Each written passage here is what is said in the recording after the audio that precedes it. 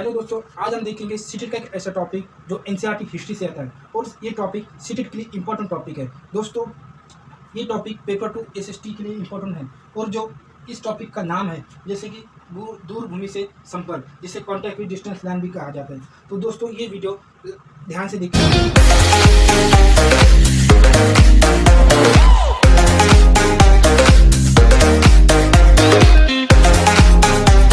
और लास्ट तक देखिए। चलिए दोस्तों, स्टार्ट करते हैं हमारा टॉपिक।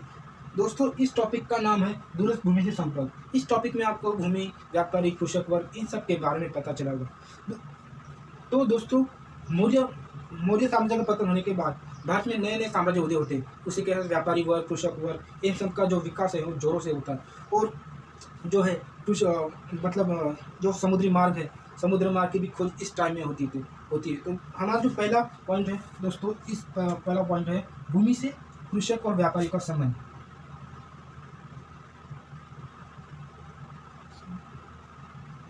कृषक और व्यापारी का संबंध।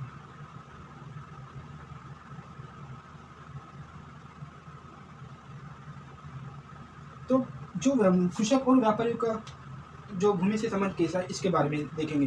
तो क्या होता है दोस्तों, इस काल में दोस्तों रोमन साम्राज्य में जो है उन सब में काला सोना जैसे कि काली मिर्च की जो मांग है वो मतलब जोरों से होती है। और जो हमारी जो भारत में कृषि करने वाले लोग हैं, खेती करने वाले लोग हैं, वो ज़्यादातर खेती करते थे। खेती करके जो खेती में जो अनाज उगाते थे और उगाने वाला जो अनाज है वो रोमन साम्राज्य को बेचते हैं। तो बेचने के लिए रोमन साम्राज्य काफ़ी दूर था। तो वो जो कृषक वर्ग है वो व्यापारी से अपना सामान बेचता था। तो व्यापारी लोग क्या करते हैं दोस्तों, एक जो सामान है एक जगह से दूसरी जगह लेके जाते थे। उसमें से कुछ है काली मिर्च, जिसे काला सोना कहा जाता है, कुछ कीमती पत्थर भी है और कुछ मसाले भी। ये भी इम्पोर्टेंट टॉपिक, मतलब इम्पोर्टेंट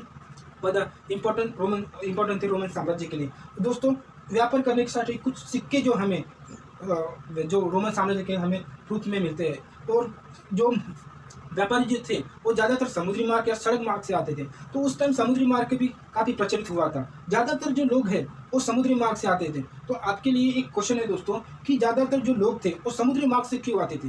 तो ये भी क्वेश्चन का आंसर आपको कमेंट बॉक्स में देना है।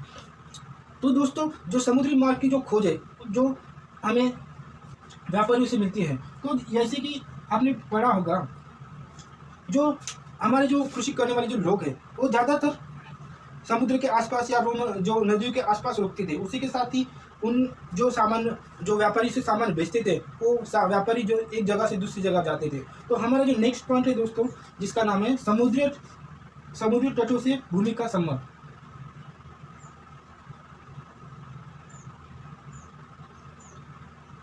तटों से भूमि का संपर्क।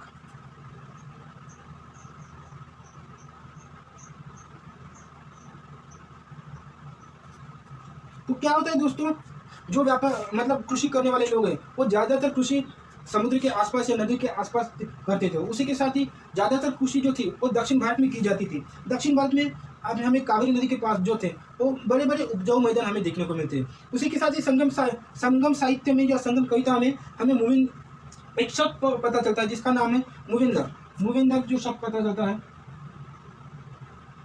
मूवेंदर जो शब्द पता है, इस शब्द का अर्थ होता है तामिल। ये एक तामिल शब्द है जिसका अर्थ होता है तीन मुखिया। इसमें आपको देखने को मिलेगा तो दक्षिण भारत में हमें 3 राजवंश देखने को मिलते हैं। और लगभग 2300 साल पहले की बात है। 2300 साल पहले 3 राजवंश महत्वपूर्ण माने जाते थे, जिसमें थे चोल, चेर, पांड्य। ये दक्षिण भारत के काफ़ी प्रभावशाली राजवंश थे। और ये उनके जो सत्ता केंद्र थे वो 2 सत्ता केंद्र थे। एक था अंदरूनी हिस्सा और एक था तटीय हिस्सा। जैसे कि 2 हिस्सों में 2 महत्वपूर्ण, जैसे कहा, पहला है कावेरी पट्टनम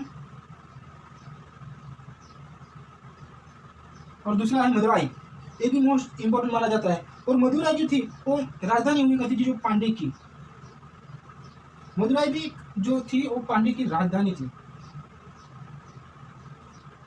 ये 2 सत्ता केंद्र उनके थे वो जो इम्पोर्टेंट थे। और कुछ जो रोमन साम्राज्य कुछ हमें बर्तन मिलते हैं, जैसे कि अरिकमेंडू एक जगह है, उसे हमें रोमन साम्राज्य के बर्तन एम्पोरा एम्पोरा जो मछली पकड़ने का जाल था वो भी हमें देखने को मिलता है। उसी के साथ कुछ मनके भी हमें देखने को मिलते हैं। तो क्या होता है दोस्तों, लगभग 200 वर्ष बाद पश्चिम भारत में एक राजवंश आता है जिसका नाम है सातवाहन राजवंश। वो भी काफी प्रभावशाली माना जाता है। सातवाहन का एक राजा था जिसका नाम है गौतमीपुत्र सातकर्णी। गौतमीपुत्र सातकर्णी जो था वो अपने माँ को ज्यादा महत्व देता था और उसने अपने नाम से पहले माँ का नाम जोड़ा था। जो उसका माँ का जो नाम था वो गौतमी बलिश्री था।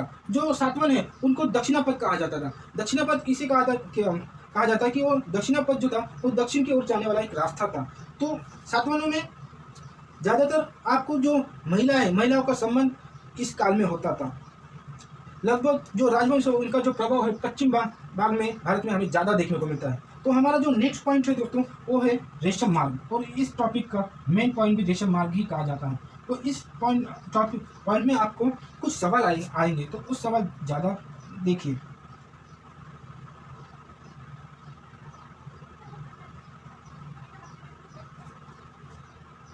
रेशम मार्ग जो दोस्तों, ये रेशम बनाने की तकनीक का आविष्कार चीन में लगा था और ये लगभग 7000 साल पहले लगा था। जो रेशम का जो आविष्कार है वो चीन में हुआ। और चीन क्या होता है, यहाँ पे चीन थोड़ा होशियार बनता है, होशियार चालाक रहता है कि चीन हजारों साल तक दुनिया से छुपा के रखता है। तो पूरी दुनिया को जो रेशम की बनाने की तकनीक का आविष्कार पूरे 8000 साल के बाद पता चलता है। तो धीरे धीरे जो रेशम की जो मांग है वो रोमन साम्राज्य में बढ़ती है और भारी भरकम जो रेशम है वो रोमन साम्राज्य में लाया जाता है। उसी के साथ जो धीरे धीरे व्यापार भी बढ़ता है। बहुत मतलब जो रेशम जो था वो काफ़ी महंगा था और जो उनके खरीदने वाले जो लोग थे वो काफ़ी मतलब धनी लोग माने जाते हैं। और जो रेशम बनाने की जो तकनीक थी वो चीन में लगी होती थी। तो यहाँ पे क्या होता है दोस्तों, जैसे कि यहाँ पे मैं भारत का नकल थोड़ा निकाल के देखता हूँ। तो यहाँ पे क्या होता था, तो यहाँ पे क्या होता है, जो रेशम जो तकनीक है वो चीन में लगती है। और चीन वाले क्या करते हैं, रेशम का जो व्यापार करते हैं। तो जो व्यापार करने का जो रास्ता हुआ करता था वो पूरे भारत से ले होके जाता था। तो मेरा जो क्वेश्चन है दोस्तों वो यहाँ पे है। तो दोस्तों चीन जो था वो अपने भारत से क्यों जाता था, मतलब मेरे कहने का मतलब है चीन यहाँ से भी जा सकता था, तो यहाँ से न जाते वो भारत से यहाँ से अंदर से कैसे क्यों जा रहा है। तो इसका जो क्वेश्चन का जो आंसर है वो आप कमेंट बॉक्स में लिखें। तो क्या होता है दोस्तों, जो चीन जो था वो यहाँ पे रेशम बनाता था और इस रास्ते से रेशम बेचता था। तो इस रास्ते को कहा गया है रेशम मार्ग। उसी के साथ ही दोस्तों जो ये रास्ता है वो पहाड़ी रेगिस्तानी दुर्गम इलाके से आता था।